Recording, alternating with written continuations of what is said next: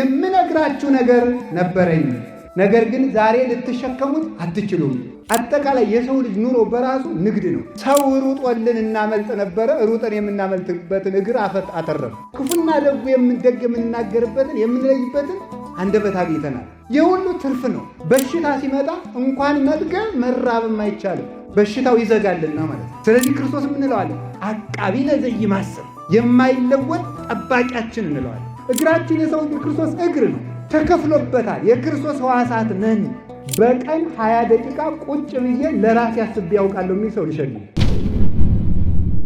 የማቴዎስ ወንጌል ምዕራፍ 13 ቁጥር 44 ላይ የምናገኘው ኃይለ ቃል ሙሉ ቃሉ እንዲህ ይላል።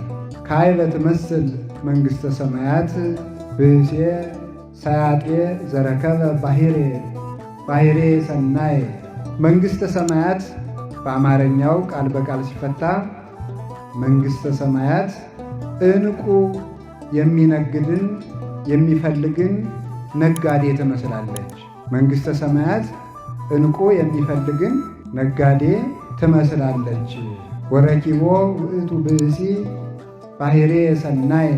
ይህ ሰው ዋጋዋ እንተ ብዙ ሴጣ፣ ዋጋዋ ብዙ የሆነች ዕንቁ ባገኘ ጊዜ ሆረ ወሴጠ ኩሎ ዘቦ ወተሳይጣ፣ ያለውን ገንዘቡን ሁሉ ሽጦ ያችን ዕንቁ ገዛት፣ ዋጋዋ ብዙ ነውና ይላል።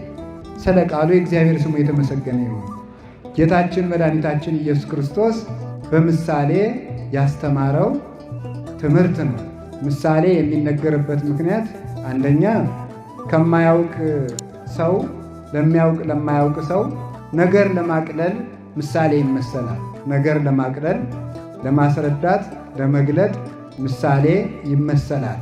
አይምሮው ረቂቅ ለሆነው ልቡናው ከህሊናው ለተስማማለት ሰው ደግሞ ያለ ምሳሌም ይነግሩታል፣ ይረዳልም።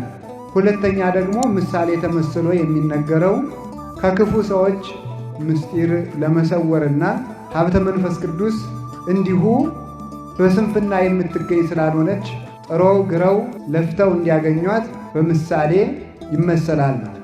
አይምሮ ላለው እስመ ሁሉ እስመ ለዘቦ ይሁብዎ፣ አይምሮ ላለው ሰው ምሳሌ ይመስሉለታል። ወይወስክዎ፣ ላለው ሰው ይሰጠዋል ይጨምሩለታል ይላል። ላለው ይሰጠዋል ይጨመርለታል ማለት ላለው ይሰጠዋል ማለት አይምሮው ለቀና ሰው ምሳሌ መስለው ይነግሩታል። ወይወስክዎ፣ ምስጢሩን ተርጉመው ይጨምሩለታል። ወለዘስ አልቦ፣ አይምሮውን ላጣ ሰው ግን እመዲ ቦ ያሃይድዎ፣ አይምሮ ለሌለው ሰው ግን ያኑ ምሳሌውን ይመስሉበታል እንጂ አይመስሉለትም። ወብዙ ነገር ዘእነግረክሙ ወባሕቱ የትክሉ ጻዊሮቶ ይይዜ። ጌታ ለምንድን ነው የምነግራችሁ ነገር ነበረኝ፣ ነገር ግን ዛሬ ልትሸከሙት አትችሉም። ጊዜ አለ። ሰው የሚሰማበትም ጊዜ አለው፣ የሚናገርበትም ጊዜ አለው። ለሁሉም ነገር ጊዜ አለ። ያለ ጊዜው መከራ ብቻ ሳይሆን ጸጋ ራሱ ጥፋት ነው። ያለ ጊዜው ከመጣ ጸጋም ቢሆን ያጠፋል። ጊዜ ያሻዋል በእውነቱ ማለት ጊዜውን ጠብቆ ታግሶ መቆየት ግን ተአገሶ ለእግዚአብሔር ወእቀብ ፍኖቶ ወውእቱ ይሬሰየከ ከመ ትረሳ ለምድር። እግዚአብሔርን ታገሰው ቆየው፣ እርሱም ርስትን እንድትወርስ ያደርግሃል ይላል ቅዱስ ዳዊት። እና የሚነግደውን መቼ የሚነግደውን የት የሚያውቅ እንደገና የሚነግደውን ምንነት የሚያውቅ አንድ ሰው እግዚአብሔር ያሳያል። የንግዱ ወረት 100 ሺህ ብር የሚዝናናው በ200 ሺህ ብር ከሆነ ይሄ ነጋዴ ነው። ምንድን ነው ቀልደኛ መሆን ያለበት ነው። 100 ሺህ ብር ያወጣል። 100 ሺህ ብር አይነቱ ነው። ወይም 100 ሺህ ብር ያተርፋል፣ 200 ሺህ ብር ያወጣል። ነጋዴ ማለት በራሱ እኮ በኢኮኖሚክስ ትምህርትም እናንተ እንደምትሉት እኔ ተውሸን እንደምትሉት እኮ አንድ ሰው ነገደ የሚባለው ወጩ አንሶ ገቢው ሲበዛ ነው። የነጋዴ ይባላል። ወጩ አንሶ ገቢው ሲበዛ ይህ ሰው እየነገደ ነው ይባላል። ሀገርም አደገች የሚባለው እንደዚያ ነው። እንግዲህ እሱን ለገቢዎች ሚኒስቴር እንተዋለን፣ የሚያገባኝ ነገር የለም። ዋናው ሀገርም አደገ የሚባል ጥቂት አስወጥታ ብዙ ስታስገባ ነው። እንደሱ ነው እንጂ በሬ ኤክስፖርት አድርገን ቆዳና ሌጦ አስገብተን ሀገራችን አደገች አለን ማለት ከነ ነፍሱ ሰጥተን ሙት ቆዳ ተቀብለን ኢትዮጵያ በለጸገች መቼም አንልም ማለት። ስለዚህ ምን ያሻዋል ማለት ነው። ወጪውና ገቢ ተለይቶ መታወቅ አለበት። ዝም ብሎ ሰው እኮ እና ንግድና ወጪና ገቢ መታወቅ አለበት። እና የምናወጣው ጥቂት የምናገኘው ብዙ። ኑሮ ማለት ይሄ ነው። በአጠቃላይ በምድር ያለ ነው የህይወታችን መንገድ ኑሮ ነው። አጠቃላይ የሰው ልጅ ኑሮ በራሱ ንግድ ነው። ስንወለድ ቢማከሩብንም ቢመክሩንም አናውቅም ነበር። አሁን ለመምከርም በቅተናል። ሁላችሁም እኮ አሁን እኮ ማይኩን በሰጣችሁ ስብከቱንም አትለቁትም አይደል? አሰሩትም እንጂ ለነገር እኮ ጎበዞች ናቸው። ታሽሩታላችሁ እናንተም ቢሆን ማለት ነው። ስለዚህ ሁሉም ሰው አሁን ይሰብካል። ግን ቁም ነገሩ ምንድነው? ክፉና በጎ ለመለየት የበቃ ነው። እሱም ንግድ ነው። በእንዴት ያለ አይምሮ ሰው ተጠንቅቆልን እንኖር ነበር። ተጠንቅቀን ለመኖር የሚያስችል አይምሮ ሰጠ። ሰው ሩጦልን እናመልጥ ነበረ። ሩጠን የምናመልጥበትን እግር አተረፍ። ድሮ አውሬ ቢመጣ እናታችን አዝላ ሩጣልን ነበር የምናመልጠው። አሁን እኛው ሩጠን የምናመልጥበት አግኝተናል። ድሮ ምንም መጉረስ የማይችል እጅ ነበረን። አሁን የሚያጎርስ እጅም ይዘናል። ይህም ትርፍ ነው። ድሮ ሆዳችን ቢቆርጠን ራሳችን ቢፈልጠን እርር ብለን እናለቅሳለን፣ እናታችን እናስቸግራለን እንጂ ይሄን አመመኝ እንኳን አንልም። ያለ ፍላጎታችን የሆነ መድኃኒት ቢግቱን ይሄ አይሆነኝም ማለት አይቻልም።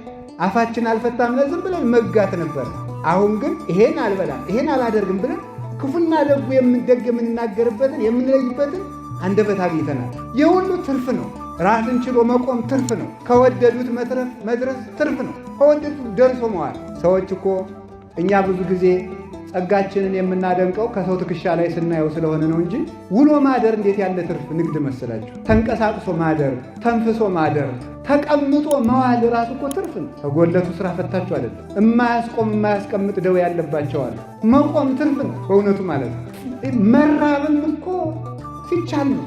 በሽታ ሲመጣ እንኳን መጥገብ መራብም አይቻልም። በሽታው ይዘጋልና ማለት ነው። ስለዚህ ሁሉም ነገር ይህ ዓለም ለትርፍ የተፈጠረ ነው። ሰው ነጋዴ ነው።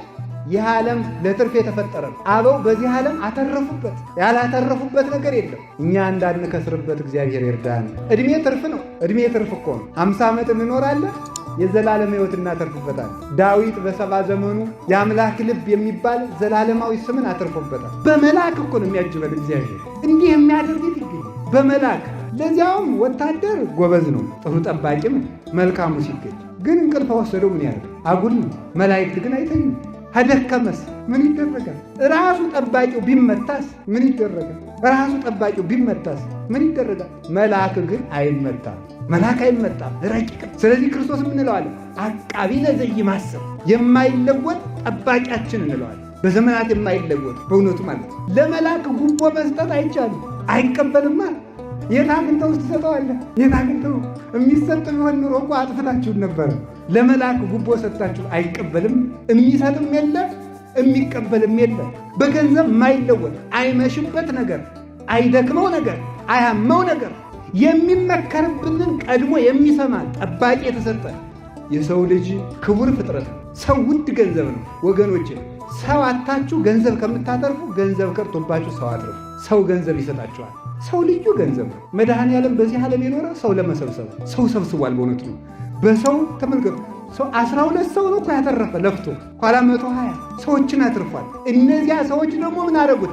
ዓለምን በሙሉ ሰብስበው ደግሞ አመጡለት። አንዲት ሴት ፍለጋ የእግዚአብሔር ቸርነቱ። አንዲት ሴት ውሃ ቀጅ ሴት። ያቺ ሴት ባል ስታገባ ጋኔን ሲገልባት፣ ባል ስታገባ ዮሐንስ 4 ያለ ጋኔን ሲገልባት፣ ስለዚህ ከውሃ ቀጅ ሴቶች ጋር እንዳትሄድ ይህች ነፍሰ ገዳይ እንዳይሏት ሴቶች ሁሉ ቀርተው ጨርሰው ቤታቸው ሲገቡ በቀትር ብቻዋን ልትቀዳ ሄዳለች። የዚህችን ሴት ገመና የሚያውቅ የአንዲት ሴት ገመናና ኀፍረት የሚገደው እርሱ መንገድ ሰብሮ መንገድ ጥሶ ጫካ ጥሶ አልፎ ደቀ መዛሙርቱ እንኳን እንዳያሸማቅቋት ምሳ በልታችሁ ነው ሁሉን በአንድ ጊዜ የሚፈታ የእሷን ችግር ለመፍታት ብቻዋን አረገ። የደቀ መዛሙርቱን ረሃብ ለመፍታት ምሳ ግዙ ብሎ ሰደዳቸው። የሁላቸውንም ችግር ሰበሰበ። እንግዲህ ሰውነታችሁ የክርስቶስ አካል ነው። የክርስቶስን አካል ወስዳችሁ የዘማዊ አካል ልታደርጉት ትወዳላችሁ። የክርስቶስን አካል ይሄ እጅ የክርስቶስ እጅ ነው። ይህ ዓይን የክርስቶስ ዓይን ነው። አፋችን የሰው የክርስቶስ አፍ ነው። እግራችን የሰው የክርስቶስ እግር ነው። ተከፍሎበታል። የክርስቶስ ሕዋሳት ነን። ኃጢአት ስትሰሩ ይህች ጣት የመድኃኔዓለም ናት። ይሄ እጅ የክርስቶስ እጅ ነው። የክርስቶስን አካል ለመጠበቅ ያብቃን። ራሳችንን ከመክሰር ይሰውረን። ራስን ማክሰር ትልቅ ክስረት ነው። የከሰረ ነጋዴ ማለት ራሱን የከሰረ ክርስቲያን ማለት ራሱን የከሰረ ቅዱስ ጳውሎስ ስለዚህ ነው አንደኛ ቆሮንቶስ ምዕራፍ 9 ላይ ለሌሎች ከሰበኩ በኋላ እኔ ራሴ የተጣልኩ እንዳልሆን ሰውነቴን እየጎሰምኩ አስገዛዋለሁ። ያ ሰውነቴን እየጎሰምኩ አስገዛዋለሁ ይልን መክሰር አላችሁ። እንደ ባትሪ ማለት ባትሪ ወደፊት ያበራል። የራሱ ምንድን ነው? ጨለማ የራሱ ጨለማ ኋላው ማለት ለሰው ያበራል እንደ ባትሪ እና ራስን ማጣት ትልቅ ነገር። እንዲያውም አንድ ጸሐፊ የተናገሩትን ልንገራችሁ። በ21ኛው ክፍለ ዘመን ሰይጣን ክርስቲያኖችን የሚታገላቸው ከልባቸው ጋር እንዳይሆኑ በማድረግ ነው። ከማን ጋር እንዳይሆኑ በማድረግ ነው? ጊዜ በማሳጣት ማለት ብክን በማድረግ እንኳን እንድንጸልይ እንድንጾም ይቅርና እንደው ምንም እንኳን ማሰብ እንኳን እንዲህ አሁን እዚህ በቀን 20 ደቂቃ ቁጭ ብዬ ለራሴ አስቤ ያውቃለሁ የሚል ሰው ልሸልም። ወደ ላይ እንዳትወጡ እናንተ እኮ ነገረኛ ናቸው። እናንተ ምዕመናን ያለ ካለ ሸልማል። ይችን መዛ ሸልማል 20 በታማኝነት መጨረሻ ሸልማል። 20 ደቂቃ በቀን እንኳን ለራሱ አስቦ የሚያውቅ ሰው ማለት